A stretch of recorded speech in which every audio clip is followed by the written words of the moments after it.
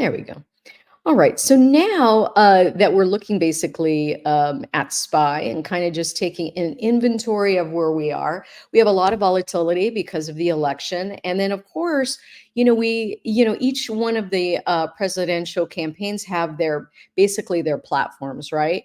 What they support, what they don't. I think there's a little twist here with Elon being on Trump's side and him being renewable energies, right?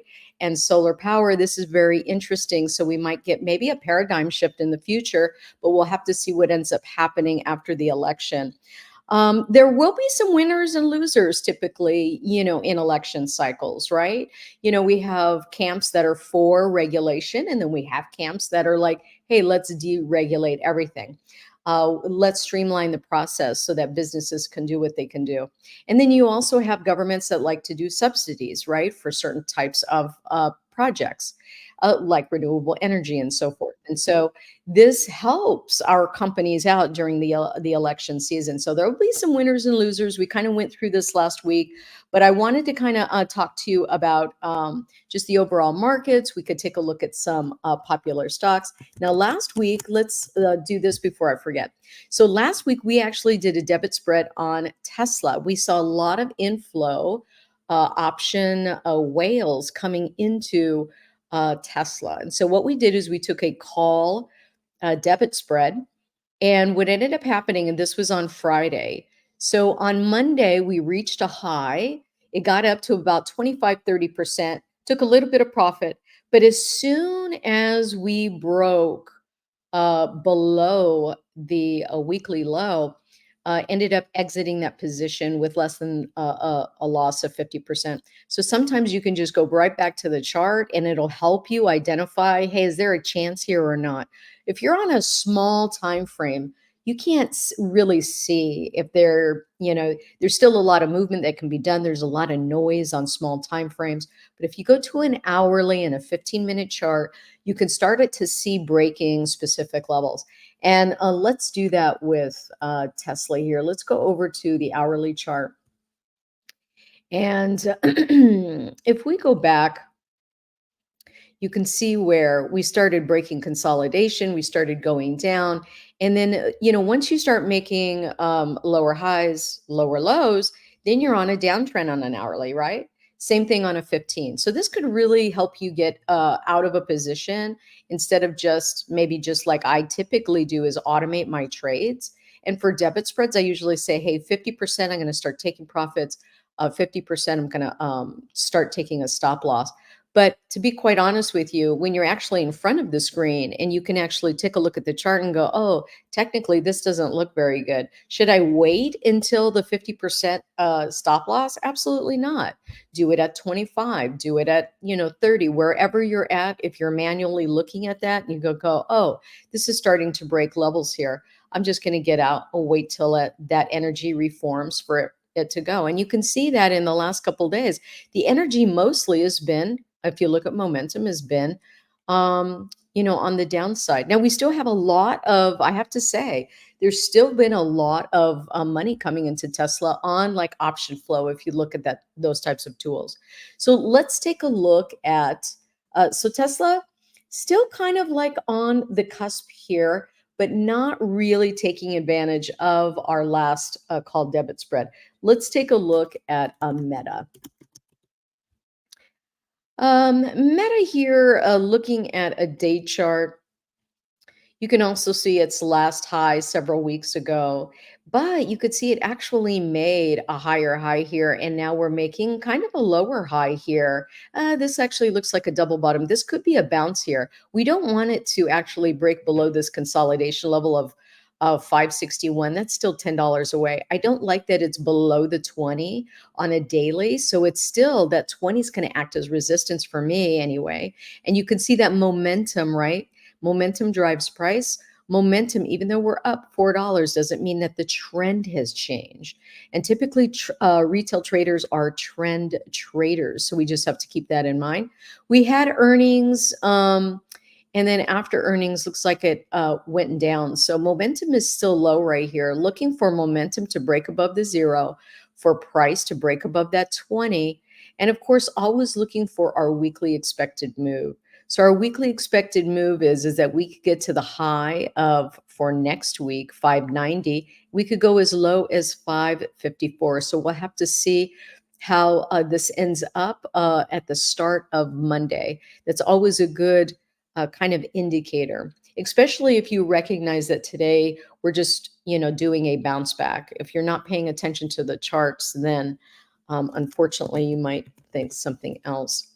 Amazon, good earnings, right? Look at momentum on a daily. This looks really nice, actually. You could see on a previous level here, here's our previous high right here. So I really like Amazon's look. We had a nice gap up. And if you like to play gaps, this is a gap and go, right? We'll have to see what ends up happening for Monday.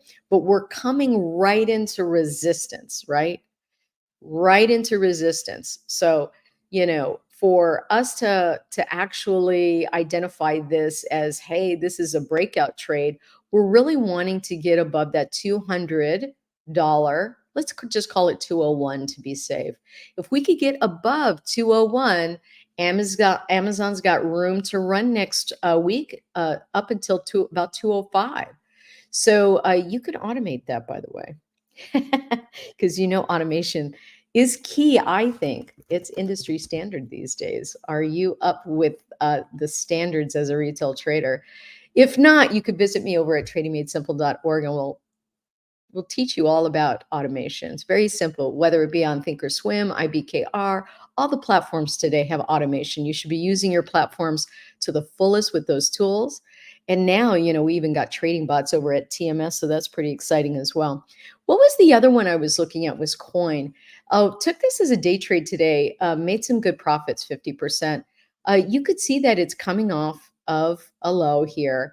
Have kind of this pattern right here is called a matching bottom candle, which is a reversal candle on a day chart. So what happens if momentum starts shifting, right? We're still underneath the 20, so all bets are off as far as front running this. But coin moves fast. And so we'll have to see what this looks like. Now, on an hourly, you can see that, from this previous high, we made a low, a lower high, a lower low. And so now on an hourly, we're just coming up to the 20. I'd love to see a break of that 20 on an hourly. And then my second time frame is on a 15. We're already there on a 15, so we need that hourly to break above. And that could be a little front run here. And you could see we're just right there. Now, remember, for every support or resistance zone, we're going to have fake outs. It's just the nature of the beast. As long as you know that, and you just wait for a confirmation candle. So unfortunately, we will have to wait for a confirmation candle above that 20 or below that 20 to really get the sense, are we actually changing this trend or are we not? You have a better chance of changing this trend if price can get above that 20 on your time frame on an hourly, but have a confirmation candle away from that zone. So as long as, and you can see the previous candle here laying on top of the 20, this candle here going down, laying on top of the 20. I want to see a confirmation candle either above it for a breakout or below it as, hey, we hit resistance and we're falling back down. So that's where coin is at. By the way, lots of money in coin this week, lots of money. So really kind of looking for Tesla and coin to get some footing here. If not, then all the institutions are completely wrong. And as retail traders, what are we doing? We're following the institutions because price action, all these candles is about institution flow. It's not about retail flow, people. We account for maybe 3% of the funds going into these accounts. We don't even create a candle on the chart. So with that in mind, let's look at Intel. Intel had some good earnings. And you can see we have a last pivot high up here at 2484, thereabouts. What are we doing here? We broke above the 20 and we actually have a confirmation candle above it. Do you see it? This is what I mean. You came back to retest it, overnight action. This was a confirmation candle. This ends up playing, but now we have a real live session here, comes back to retest it again, and now we have a confirmation candle above it. We're not touching that 20.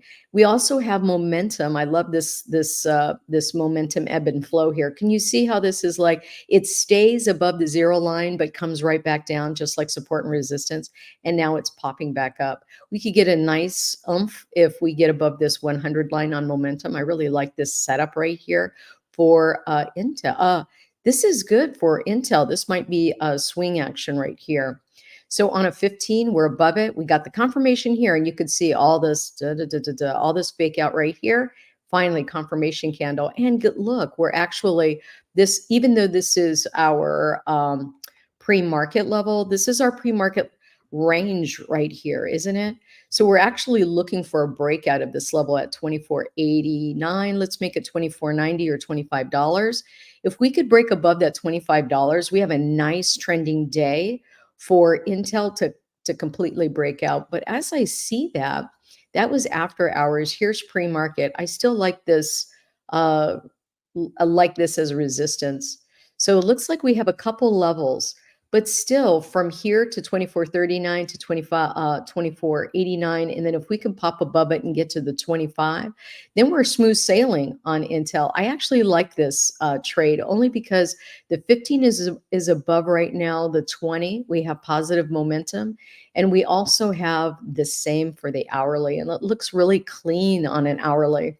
This could be nice going into Monday. Let's look at this on a daily now as we take a look at this. Bears trying, you see what this candle represents. This long wick right here represents that the bears were trying to get this thing to go lower. And the bulls said, absolutely not. We're going to bring it back up. So now on a daily, right, we just crested above the zero. It's pointing up higher than the previous momentum. So now what we're looking for is, this to continue to the last pivot high, which is 24.65.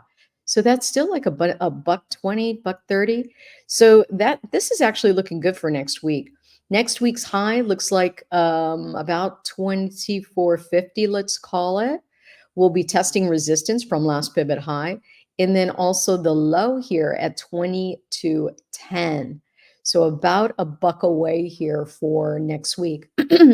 I actually like this for our swing trade. So I'll come back to this, but let me write this down because this is a good one for a swing when we just look at technicals. And by the way, because it had good earnings, right? What did we do this on where they had good earnings and we had great follow through? I think it was Wells Fargo Bank. That ended up being a huge winner. We had good earnings, and what ends up typically happening, there's like a couple different ways that you could trade that, right? You could trade it for earnings, prior to earnings. You could trade the earning event itself, and then you can trade it post earnings. So oftentimes, people like to trade the earning itself. This could go either way. It's a flip of the coin. However, typically working up to earnings, you can get a nice pop in the market. And then also afterwards, depending on how the earnings report went. So with this one in mind, I think this could be like that Wells Fargo trade where we take it for a call debit spread as an example, and we're looking for us to hit that 25 level. So I like this one. Let's take a look at Amazon. Amazon, oh boy, what a nice gap here. Okay, so momentum is high. We're coming right into resistance. This is a tough one because on a daily, we're right there. Let's take a look at a 1 hour. 1 hour overnight above the 20, staying above. We're kind of far away from it though. We may want to come back down to retest this. The one thing that I do like is we do have a resistance, or it's now support, but it's also a fake out zone is right here. This is kind of like at a decision point. Yeah, kind of at a decision point. It's playing with the 20. I don't like it. We'll have to see at the end of the day if this ends up becoming above the 20, above the zero line on a 15, as well as an hourly. You increase your odds, right? We need to be away from support and resistance zones. We need a confirmation candle or right above it or below it on either of those two charts. But really, I like the 15 and the 1 hourly as confirmation. And I really want those clearing candles to be on both. for a short swing trade. And isn't that what we're doing when we're going from Friday to Friday? Is just a short swing trade. So this was Amazon. I feel like it's at a decision point right here. Let's take a look at team. Some flow going into team here on a 15. Let's see. Hourly looks good here on a 15. Still at a decision point right up to resistance, touching it. Could go either way. Let's take a look at Dell. Dell on a 15 just coming back to retest the 20. On an hourly, it's a little bit far away from the 20. So this needs a little reversion to the mean. It made a high. It's probably going to come back down and make a higher low before it kind of goes up if it continues in this fashion. And let's just take a look at a day chart real quick. What a beautiful day for Dell with $6.8 today on this bounce back. And it really looks nice on a daily chart, by the way. With momentum, if we can break out of that 100, we could see this next week get over to 137. I'm going to put that on my, hey, at the end of the day, check out Dell, see how it's doing. And then I wrote down Lululemon. I saw Lululemon, some flow, and it just kind of reminded me, back in the day when I was just learning how to automate. Um, I was simulating all of my trades, all my automations, right? We always want to simulate everything that we do before we actually put it live into action. And I was going to make my first real trade. Now, the reason I wanted to learn automation was just because in Southern California, it's early here when the market opens, 6:30, and I like to sleep in. I was retired. I'm like, hey, I want to sleep in a little bit. So I learned how to automate.